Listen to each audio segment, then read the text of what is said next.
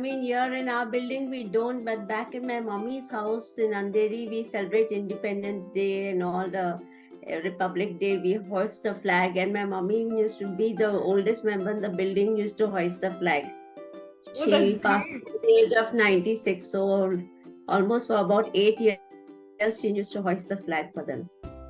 And then we would have a small building get together, and new members were introduced. Even when we were overseas, it was celebrated by all the consulates, and we were invited, especially in China when we were there. We used to go to the consulate, the Indian embassy, and have flag hoisting. We used to have that in the flag.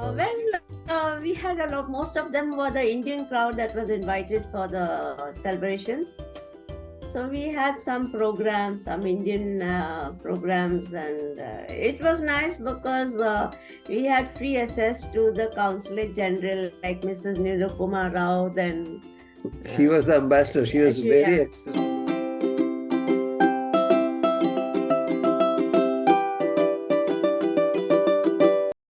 During my teens, I've been through 3 wars: 1962. 1955, 1962 against China, 65 against Pakistan, and 71 against Pakistan. And those were my formative years, and every time we had these wars, times were tough in India. Times were really tough in India. I remember after the 1971 war, it might be difficult for you to understand that this country did not have enough food. We have become a food exporter from, literally we used to grovel for food. So we have come a long distance, and we have seen that entire journey. Of course, we feel proud about what this country has now, the level that the country has reached. For us, it's been a process of,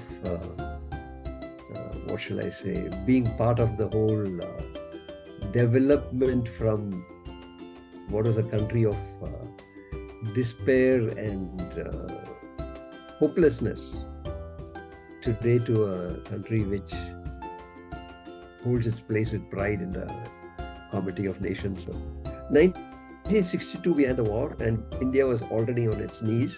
And then we had the attack in 1965. And after 1965, we had a situation in this country where we didn't have food to feed the people. Through the public distribution system, we didn't have food. And in America, you can look up on the internet, you will find this. In America, they had food rotting in their godowns. Okay, and that food, rice and wheat, according to American law, could not be sent overseas. And so they had to pass a public law. It is PL 480. Public Law 480, which had to be passed by the Senate or whoever, their equivalent of our parliament. And then that food was brought and distributed in India through the public distribution system. And I have eaten that wheat.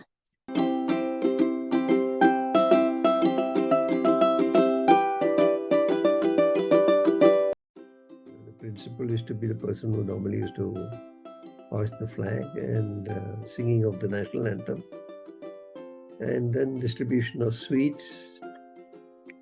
And the thing was, August, this was to come in the midst of the monsoon. So those days you could afford to stand in the rain, and I mean, it was a joyful event. If it's raining, so we'd just get drenched and then shake a leg here or there and to the music and come back to your rooms. And it used to be a very joyful, colorful affair. I don't know how it is now, because my college was a huge college. It covered 350 acres. It is from NIT, National Institute of Technology, Calicut. So we used to have a great time. But then also the soberness of the occasion was not ever overlooked. We knew we were celebrating an event for which this country fought very hard, achieved with sacrifices of a lot of people. And I mean, sometimes some such celebrations can cross the line, and but never it was the case with us. We used to remember that this is a sober occasion to say thanks to our country and yes, and thanks to all those who work for our independence. हमें उम्मीद है कि आपको यह video अच्छा लगा। हम बहुत रेगुलरली मनी मैटर्स, हेल्थ और एंटरटेनमेंट पर सीनियर सिटीजन्स के लिए एक्सक्लूसिव वीडियोस रिलीज करते हैं।